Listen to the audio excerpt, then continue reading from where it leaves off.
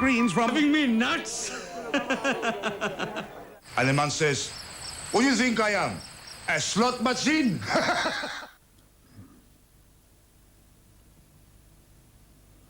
In half an hour on the Paramount Comedy Channel, it's Ellen. First, though, Festival of Fun.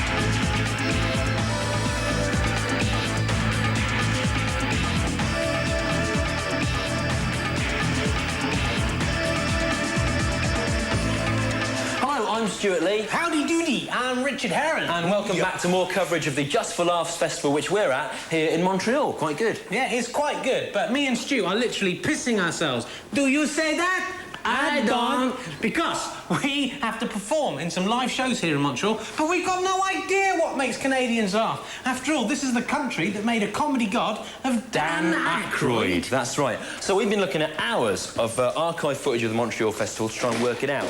And today we're going to be looking at footage of comedians of the past here talking about the idea of marriage. And you know, Stu, I was thinking that's quite apt, because you and I are in a comedy double act, of course, aren't we? Yeah. And being in a comedy double act is quite like being in a marriage, isn't it? Similar in some ways, except that in a marriage, if you reach a kind of emotional impasse, you can normally make up for it with a bout of hot, loving, passionate sex, you know. So... Well, we could do that, we can't do that. Well, so, now let's well, look... we could. No, we can't. No, we can't do that. You don't so understand, now let's Stu. look... You don't understand. No, we can't. We could. No, we can't. We can't do it. Come on, Stu, just can't. Just try it. Just try it. No. You want it. I don't. I tell you your problem, What? mate. You're homophobic. I'm not homophobic, Rich. I just hate you. You understand? You're afraid of me. You're afraid of the feelings I'm not afraid of the feelings. come up inside you. The burning passion. No. So let's look at the archive and watch out for the way that the North American audience just love the idea of someone being married. Someone says, "I'm married," they go mad. Tons of non-ironic, genuine applause. Look out for it. Let's go. I see these things differently now because I'm married. I've been married 3 months. And well, thank you. It wasn't my idea, but thank you. One of the few comics that you'll come across who's very happily married. I've been married 10 years. And no, don't clap. You'll just jinx me. We come back next year, I'll be up here going, "That witch took everything." A lot of married people in here, huh? The only way I get married again is if I get pregnant. People get married, their brain gets sucked right out of their head. You ever talk to married couples, ask them a simple little question, you have to look at each other before they can answer you.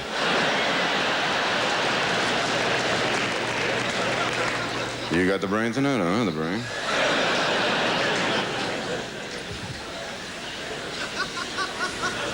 People get married, stay married for like 40, 50 years. It amazes me. I wonder what the hell they talk about. What do you want to do today? Kill you.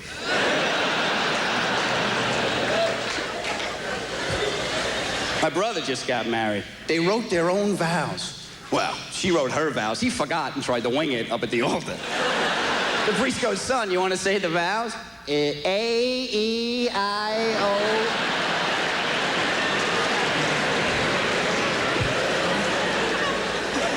Marriage scares the hell out of me, man. My girlfriend wants to get married.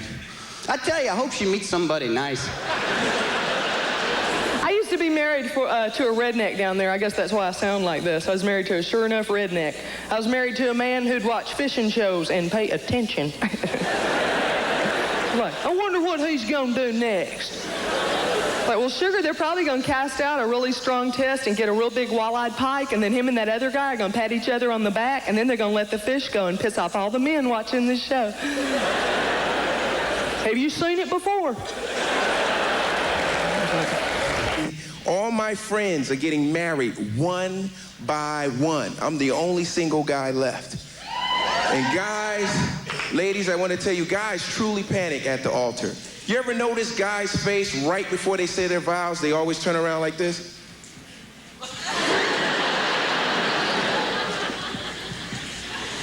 And I'm like, man, what is the problem with this marriage thing? You know, all my friends, they panic, and at the reception, they always say the same thing, like you'll never see them again. Hey, man, Tell my mom I said hi. It's gonna be a while.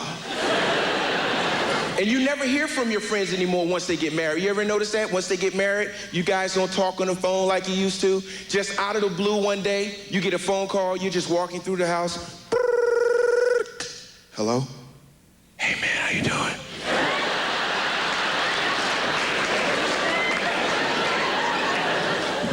What kind of cars they got out now?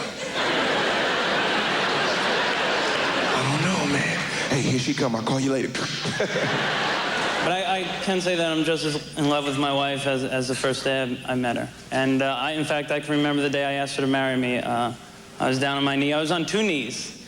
And I was shaking that little stick, and I went, oops, that's not the color we were looking for, is it, honey?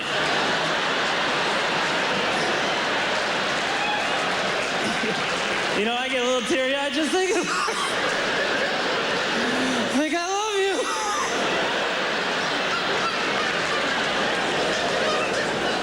Because we were like any other couple in the beginning. Oh, we're going to be together forever, forever, forever. You know, I don't think forever's long enough. I know. Oh, God. 18, 19 months, the word forever starts to sink in. You're sitting there at the breakfast table looking across at each other and you realize, my God, you're going to be here tomorrow, aren't you? But the beginning, man, that's the best part. I remember when we first started sleeping together, it didn't matter how big the bed was. The bed could be as big as this theater here, and we'd be right in the middle of it, as close as 2 people could possibly get. We'd have that skin-on-skin sweat, and I wouldn't want to let go of it. Just stay here, honey. No, I could sleep like this, yeah. Yeah, no, when I open my eyes in the morning, I want to see you first thing. I know my arm is blue, but I don't feel it anymore. Yeah, 10 years of marriage, that's how much of the bed I get now, right there. And you know what? I'm glad to have it.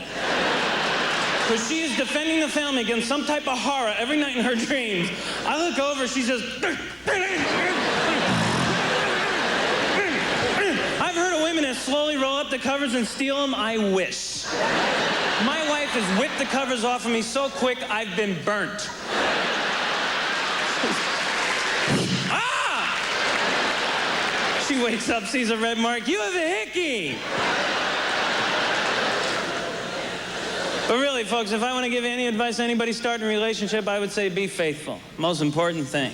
Because it adds the element of trust, which creates the bond, which gives you a shot at going the distance. I believe like Paul Newman. Paul Newman used to always say, why should I go out for hamburgers when I've got steak at home? Thank you very much. But every now and then, wouldn't you just die for a burger? Just a big, fat, juicy burger, you know what I'm saying? Something you can really tear and just juice running down your... I'm sorry, I don't know where that came from.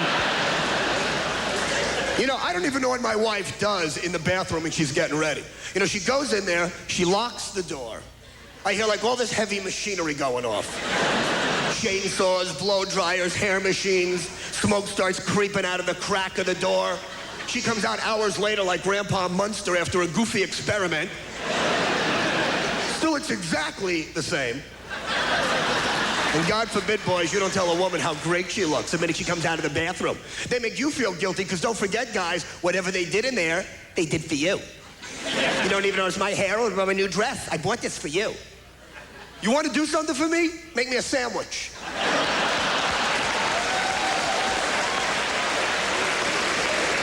Wash the car, paint the house. I got a list of stuff you can do this weekend.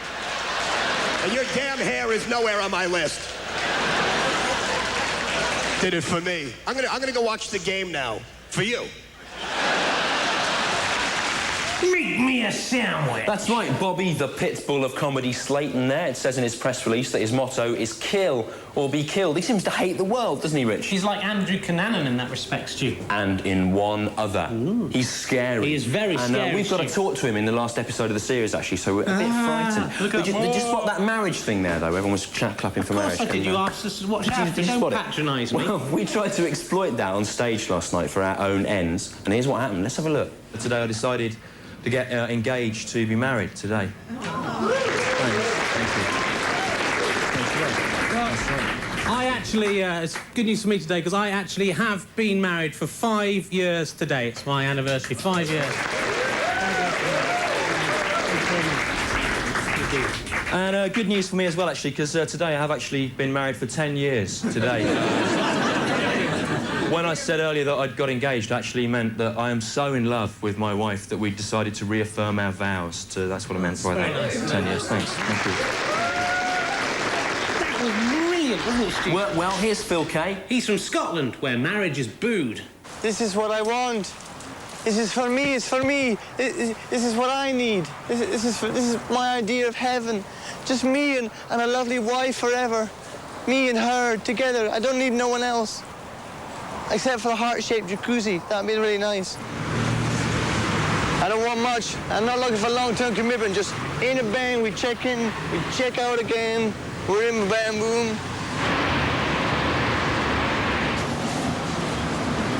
So you do the heart-shaped jacuzzis.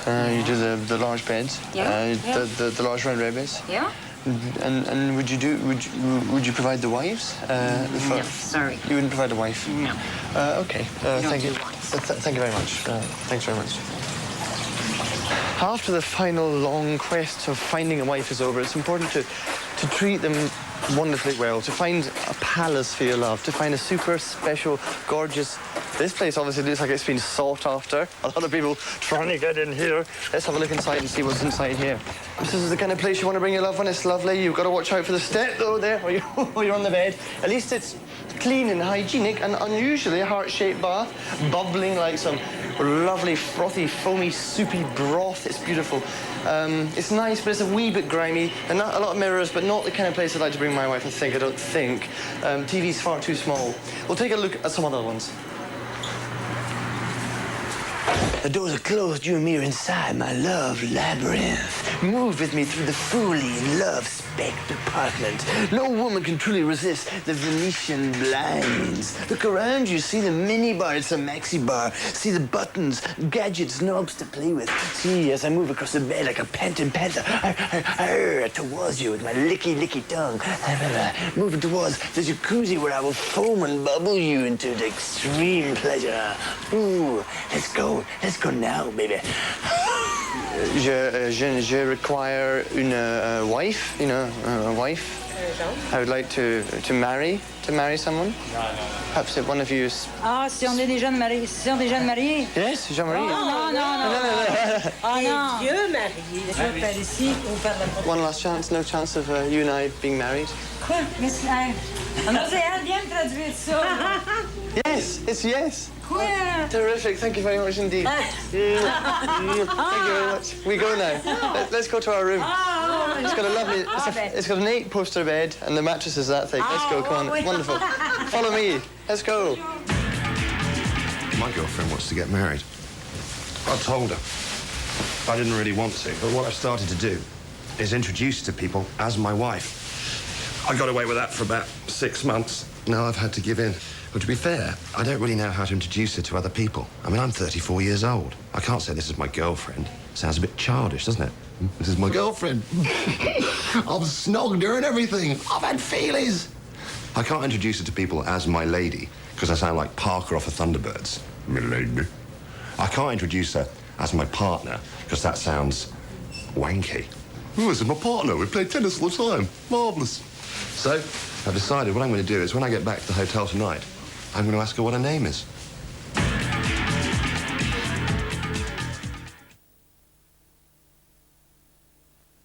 If that's... And now, some marriage advice for our male viewers.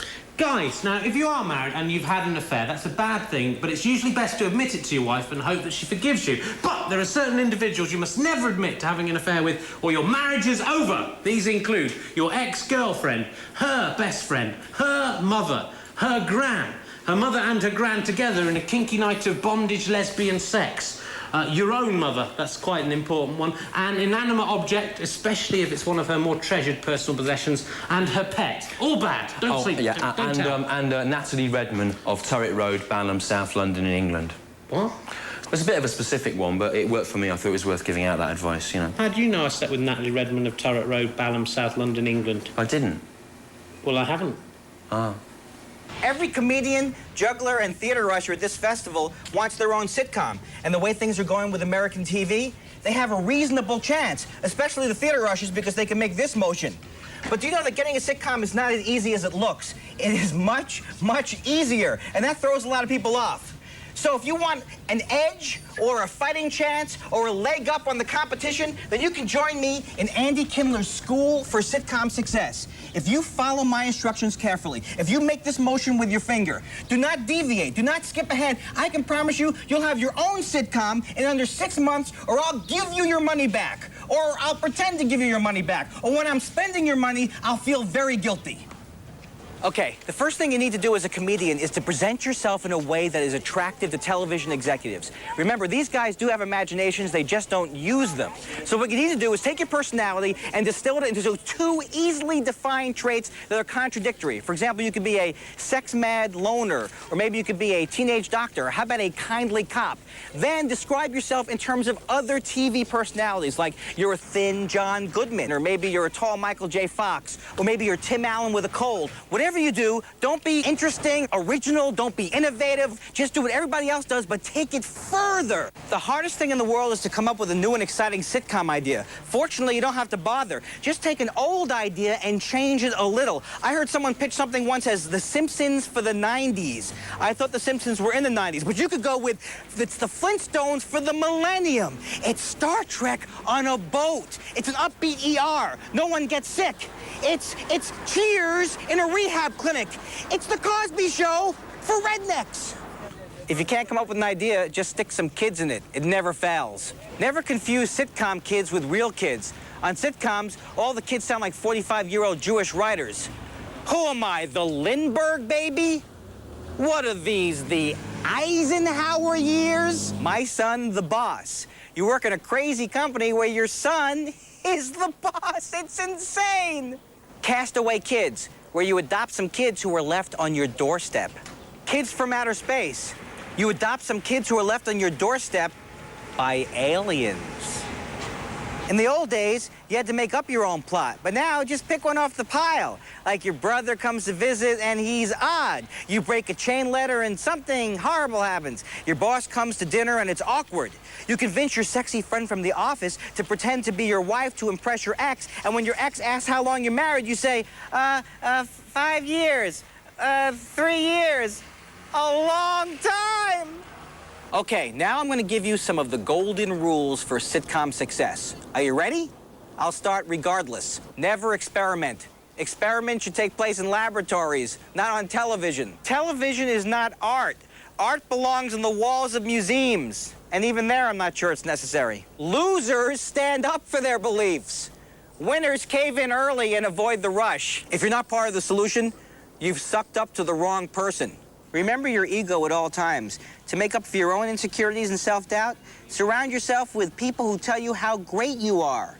For example, I have a guy, for 2%, I call him up and he says, "It's not you, Andy. This business is screwed." So good luck with your show. If you do succeed, come on my talk show and we'll have a good time. Because I'm getting out of the sitcom game. It's too crowded. And I can't take the aggravation. Marriage is a very moving occasion. When women talk about marriage, men move. I waited all the way through the ceremony for the finger in the ring. Never happened. French Canadians are geniuses. If she forgets what she's supposed to say, it's in the shoe. Churches are basically set out for women and marriage. She walks through the door, the first thing she sees is the aisle. Then she sees the altar, then she sees you. And that's what sticks in her brain. I'll alter you. I used to think I was gay. But now I realize I was just searching for the love I never got from my priest. I remember one year, I guess I was about 7. All I wanted all year long was a dog. A big dog. Got totally obsessed with it. But my parents didn't have any money, and my father told me the only way I would get a dog would be if I prayed really, really hard. So I did. I prayed really hard. And that Christmas, a miracle. Dad went blind.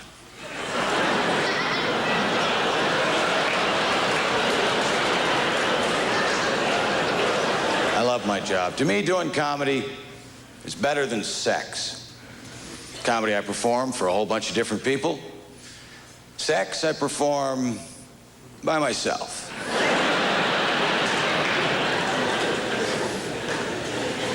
Comedy's better. In comedy, you laugh at what I say.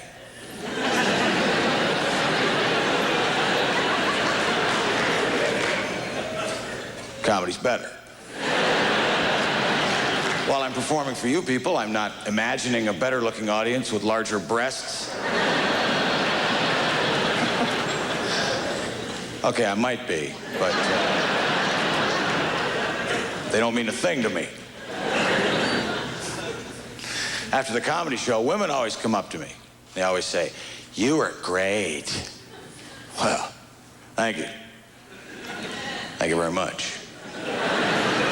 After sex, they always say, "You're funny."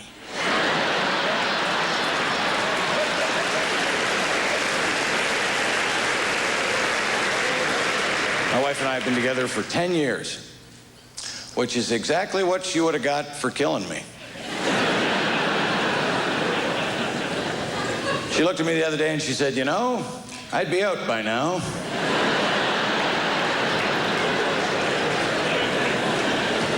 You'd still be dead.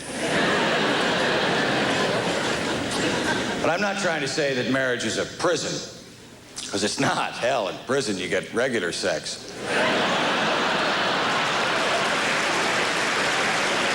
Whether you want it or not.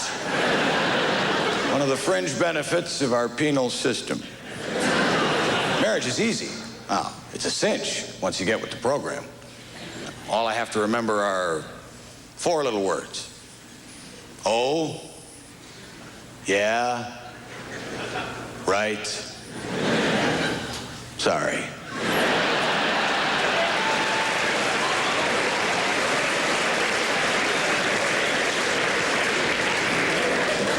Use them individually or in a cluster.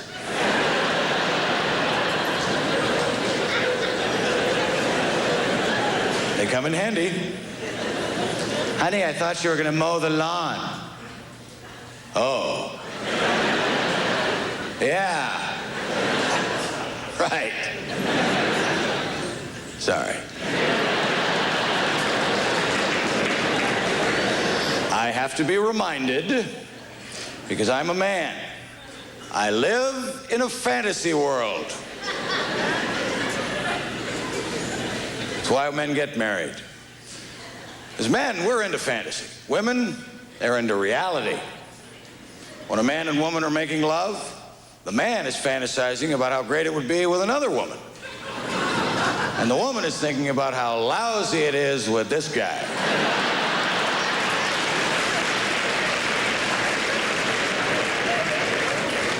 Comedy's better. Watch this, I'm cool, I've learned something, okay? Hey, Rich! Yeah? Make me a sandwich. No. Make me a sandwich. No. Make me a sandwich. No. No. Not unless you say please. Make me a sandwich, please, Rich. Certainly. Now, what would you like in it? Well, I'd like... No, you've missed the point. What? I don't actually want a sandwich. Well, why do you keep on asking for it, then? I'm just trying to be, like, you know, good. I just haven't got it, have I? No, you haven't. Well, it's good, Stu. Don't knock it. It's good. But you know Bobby Slayton. Make me a sandwich. No. Make me a sandwich now. No, it's too quiet. Can I have a sandwich, please? That's now. Quite good. I can't do it. See you next time. Make me a sandwich, la la la. That would work. It's like Richard Jenny. No, okay. Oh, no, it needs an English idiom, doesn't it?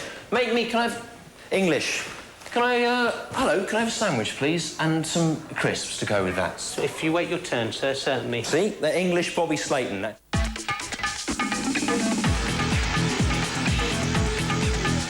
Tomorrow's Britcom slot, although having just watched that, I think we call it tomorrow's French-Canadian com slot, will feature the Super Paramount Presents. Anyway, next tonight, it's Robin, followed swiftly by Ellen.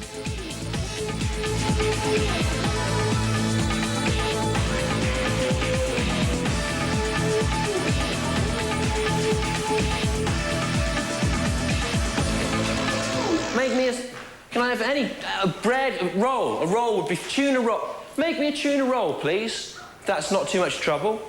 And that's it. Make me a roll. and some soup, and then we won't say any more about it. Cheers. Sorry about that.